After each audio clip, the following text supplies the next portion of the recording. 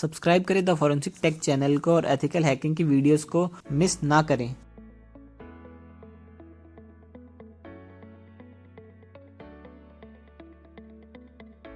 नमस्कार दोस्तों, मेरा नाम है अमित कुमार। आप देख रहे हैं फॉरेंसिक टेक यूट्यूब चैनल। आज की वीडियो में मेटास्प्लॉइट के बारे में बताने वाला हूं। बेसिक इंट्रोडक्शन दूंगा और कैसे यूज़ किया जाता है किसी पेनिट्रेशन टेस्टिंग में वो बताऊंगा। इसके क्या क्या मॉड्यूल्स हैं वो बताऊंगा आपको।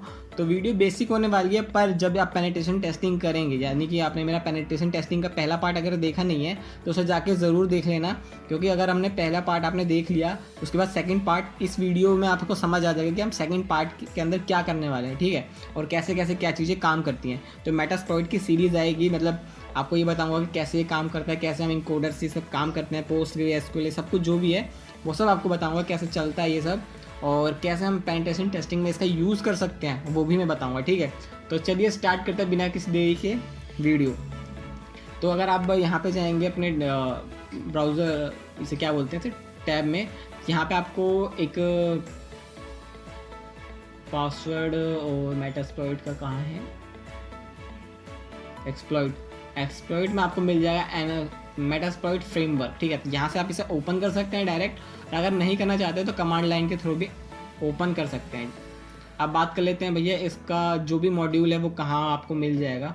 तो इसका मॉड्यूल हम देख लेते हैं कहाँ पे। आपको सिंपल से सिस्टम फाइल्स के अंदर जाना है, आपको यूज़र में जाना है और शेयर में जाना है, और शेयर में जाके आपको मेटास्प्लॉइट सर्च कर लेना है। तो ये रहा हमारा मेटास्प्लॉइट, ये रहा, ठीक है। तो मेटास्प्लॉइट फ्रेमवर्क ये रहा आपके सामने। यहाँ पे आपके सामने बहुत सारी चीज़ें हैं, सबको अभी 2 मिनट के लिए छोड़ दो। और वैसे तो यहाँ पे बहुत सारी चीज़ें, टूल्स हैं और वेंडर्स हैं, स्क्रिप्ट्स हैं, प्लगइन्स हैं जो आप यूज़ करते हैं वो हैं। तो मॉड्यूल्स के बारे में देख लेते हैं हमारे पास क्या क्या मॉड्यूल्स हैं। ऑक्सिलरी है, इनकोडर्स है, इविजन है, एक्सप्लॉइट है, नोप्स है, पेलोड है और पोस्ट है। तो इन सब चीज़ों के बारे में बताऊँगा जब हम मेटास्प्लॉइट स्टार्ट करेंगे। और मेटास्प्लॉइट स्टार्ट करने से पहले आपको ये बता दूं कि भैया हम मेटास्प्लॉइट की चीट शीट भी होती है जिससे आप बहुत कुछ सीख सकते हैं। तो ऐसी बात नहीं है, आप चीट शीट भी देख सकते हैं, आपकी मर्जी है। यहाँ पे लिख दीजिए मेटास्प्लॉइट और चीट शीट। तो मेटास्प्लॉइट की चीट शीट है ये, www.stationx.net है। इसकी वेबसाइट का लिंक आपको मैं नीचे दे दूंगा, या फिर आप डायरेक्टली सर्च करेंगे तो आपको ये भी सिंपल से सामने ही मिल जाएगा, पहली वेबसाइट है। तो सो लोड होने देते हैं, थोड़ा सा लोड हो रही है। तो यहाँ देखिए इसकी बहुत सारी आपको मेटास्प्लॉइट मिल जाएगी, यहाँ पे डाउनलोड कर सकते हैं, ये सारी चीज़ें पढ़ सकते हैं कि भैया आपको क्या क्या कर सकते हो इसके अंदर, कैसे क्या क्या चीज़ें वर्क करती हैं, कमांड्स क्या हैं, इंटरफेस आउटपुट का क्या है, ठीक है, और हैश डम कैसे कर सकते हैं, MSF वेनम का कैसे यूज़ किया जा सकता है। तो ये सब चीज़ें हैं, ठीक है। तो ये कुछ खास नहीं है हमारे लिए, मतलब आपके लिए बहुत कुछ खास हो सकता है पर हमारे लिए अभी कोई दिक्कत वाली बात नहीं है। हम अपना मेटास्प्लॉइट स्टार्ट करेंगे। अब मेटास्प्लॉइट स्टार्ट करने के लिए सबसे पहले मैं इसको बड़ा कर देता हूँ कि आपको दिखे, ठीक है। आप इसको कह सकते हैं, मतलब अगर आपको चालू करना है तो MSF कंसोल। अब MSF कंसोल क्या है? MSF कंसोल एक मेटास्प्लॉइट को एक्सेस करने के लिए ही यूज़ किया जाता है। ये बहुत पावरफुल इंटरफेस है MSF कंसोल, ठीक है। तो इससे आप मेटास्प्लॉइट को एक्सेस कर सकते हो, चाहे तो आप अपडेट कर सकते हो। बहुत दिन अगर आपके काली को चलाए बहुत दिन हो गए तो आप सीधा अपडेट कर सकते हो। तो ठीक है, यहाँ पे इसको क्लियर कर लेता हूँ मैं, ठीक है। और दोबारा से MSF कंसोल टाइप कर लेता हूँ। अब MSF कंसोल स्टार्ट करने के लिए आपको क्या करना होता है? सबसे पहले आप डायरेक्ट MSF कंसोल लिख नहीं सकते हैं, लिख सकते हैं पर बहुत सारी चीज़ें हैं जो आपके सर्वर से नहीं आ पाती हैं, या फिर जो वो उसका डाटाबेस ढंग से सर्विस पोस्ट ग्रे SQL, ठीक है। और इसको स्टार्ट करना है, सर्विस को हम स्टार्ट कर देंगे, थोड़ा सा टाइम लगेगा, बहुत सारी चीज़ें हैं जो अपने आप करने लगेगी, ठीक है। तो ये हमारा हो गया है, सर्विस स्टार्ट हो चुकी है। ये आपको पहले ही कर लेना है, ये जो मतलब ये चीज़ जो मैंने बताई आपको service post grey SQL start करने के लिए, वो क्या चीज़ है? वो ये चीज़ है कि भाई ये आपका डाटाबेस सही करेगा।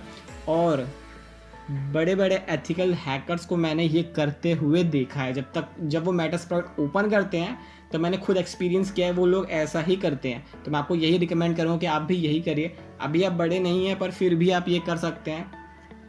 कोई दिक्कत नहीं है पर, ठीक है। तो आपको MSF कंसोल लिखना है। ओके, तो ये हमारा MSF कंसोल हो गया है, इसको स्टार्ट कर देते हैं।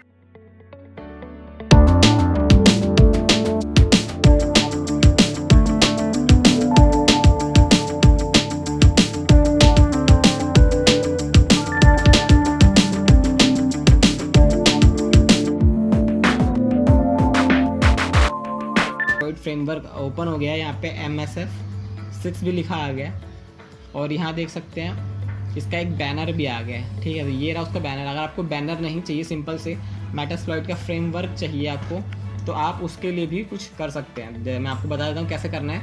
आपको लिखना है MSF कंसोल -Q लिखेंगे, आपको सीधा मेटास्प्लॉइट फ्रेमवर्क स्टार्ट हो जाएगा। कोई बैनर नहीं आएगा, कोई कुछ नहीं आएगा, आप डायरेक्ट उसको स्टार्ट कर सकते हैं। देखिए यहाँ पे यह स्टार्ट हो गया आपको, ठीक है। तो ऐसा आप स्टार्ट कर सकते हैं। ये देखिए आपका इसके सामने बैनर आ चुका है, तो बैनर बहुत बढ़िया लग रहा है हमें। तो अभी हम इन सब चीज़ों के बारे में बातें करेंगे, मेटास्प्लॉइट का वर्जन क्या है और मेटास्प्लॉइट में ये सब चीज़ें क्या हैं, ठीक है। तो इन सब चीज़ों के बारे में बात करेंगे और इसके बाद हम वीडियो में पेनिट्रेशन टेस्टिंग स्टार्ट करेंगे, ठीक है। तो अब देख लेते हैं हमारे पास एक्सप्लॉइट कितने हैं। एक्सप्लॉइट है हमारे पास 2099 हमारे पास एक्सप्लॉइट्स हैं। इसका मतलब ये होता है, एक्सप्लॉइट का मतलब ये होता है कि कोई भी वीक पॉइंट या फिर कोई भी वर्नेबिलिटी जिसका एडवांटेज लेके, मतलब उसका एडवांटेज लेके हम हैक कर सकें, उसे ही एक्सप्लॉइट्स कहते हैं। यानी किसी का हमें वीक पॉइंट मिल गया किसी भी वेबसाइट का और उसका एडवांटेज लेके हम हैक करते हैं, तो वो एक्सप्लॉइट्स में आता है, ठीक है। अब बात करते हैं एक्सुलरी, ठीक है। तब ये क्या है, ये 1129 एक्सुलरी है, मतलब 1129 एक्सुलरी हैं आपके पास। ये क्या करती हैं, एक स्कैनिंग का पार्ट होती है, मतलब स्कैन कर सकती हैं, पोर्ट स्कैनिंग कर सकती हैं, एनमैप चला सकती हैं, फजर कर सकती है, जिसमें DDoS और DOS अटैक्स हैं और स्नीफर्स इसके अंदर होते हैं। तो आप एक्सुलरीज में बेसिकली ये कह सकते हैं कि आप स्कैनिंग कर सकते हैं, ठीक है। अब पोस्ट को मैं आपको बाद में बताऊँगा, अभी बताऊँगा पर इसके बाद में।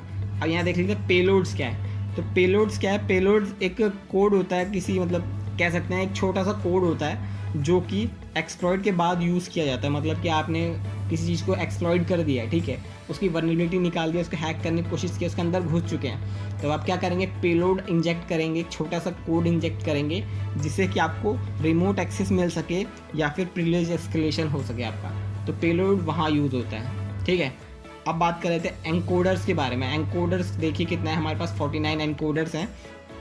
तो एनकोडर्स क्या करते हैं, इसको देखिए, एनकोड करना मतलब कुछ कन्वर्ट करना। तो आपके ये जो पेलोड है क्या करेगा, पेलोड को आपको कन्वर्ट करेगा जिससे कि कोई भी एंटीवायरस को डिटेक्ट ना कर पाए और वो सही डेस्टिनेशन पर चला जाए, ठीक है। क्या करते हैं कि हम पेलोड डायरेक्ट डाल देते हैं और एंटीवायरस उसको डिटेक्ट कर लेता है। अब डिटेक्ट कर लेता है तो क्या करता है, वो डिलीट कर देता है या फिर उसको हटा देता है, उसको अटैक को होने ही नहीं देता है। तो यहाँ हम एनकोडर्स का यूज़ करते हैं और अपने पेलोड को वहाँ पे भेजते हैं सही डेस्टिनेशन पे, जिससे कि एंटीवायरस भी अटैक ना कर पाए या फिर उसको डिटेक्ट ना कर पाए, उसके सिग्नेचर में ना हो।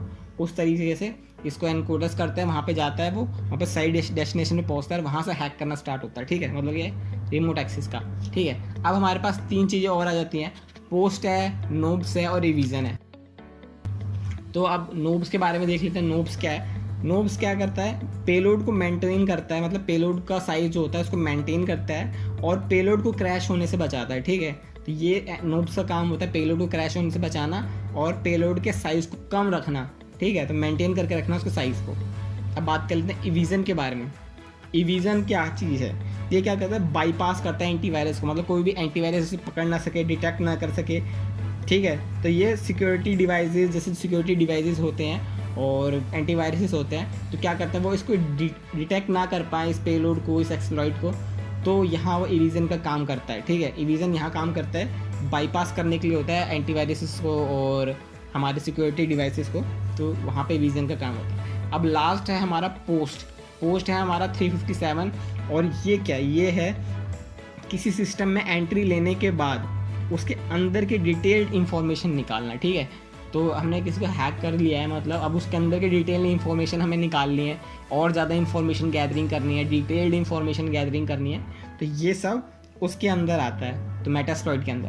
तो आई होप आपको समझ आ गया होगा मेटास्प्लॉइट। अब मैं इसकी हिस्ट्री नहीं बताऊंगा कि कहाँ ये रैपिड 7 कहाँ ये क्या था, तो ये सब मैं आपको नहीं बताऊँगा, क्योंकि यार ये नॉर्मल सी चीज़ें हैं, आप जब खुद पढ़ेंगे, सेल्फ लर्निंग करेंगे, तब यहाँ पे आपको समझ आ जाएगा सब कुछ। तो ये चीज़ मेरा बताने का यही मकसद था। एक्सप्लॉइट क्या है, ऑक्सिलरी क्या है, पोस्ट क्या है, पेलोड को हम कैसे यूज़ करते हैं, एनकोडर्स को कैसे यूज़ करते हैं, नोब्स को कैसे यूज़ करते हैं, विजन को कैसे यूज़ करते हैं। अब इसके अंदर कुछ बेसिक कमांड्स हैं जो आप चीट शीट से पढ़ सकते हैं, अपने हिसाब से उसे डेवलप कर सकते हैं, क्योंकि मैं अगर कोई कमांड बताऊंगा तो समझ नहीं आएगा, पर जब चीट शीट में पढ़ेंगे तो आपको समझ आने लग जाएगा। उसके बाद आप पेनिट्रेशन टेस्टिंग करेंगे तब आपको समझ आएगा। तो आई होप ये आपको बेसिक नॉलेज दे दिया होगा इसने। इसके बाद मैं एक सेकंड पार्ट बनाऊंगा जिसमें मैं आपको पेनिट्रेशन टेस्टिंग करके बताऊंगा कैसे पेनिट्रेशन टेस्टिंग होती है मेटास्प्लॉइट की मदद से। तो चलिए मैं मिलता हूँ आपका अगली वीडियो में। जब तक के लिए जय Hind, Vande Mataram, good bye, take care, ख्याल रखिएगा। और वीडियो अच्छी लगती हो, कोई भी नॉलेज मिली हो इस वीडियो से, तो अपने दोस्तों के साथ और लाइक ज़रूर कीजिएगा और अपने दोस्तों के साथ ज़रूर शेयर कीजिएगा। तो चलिए बाय, थैंक यू।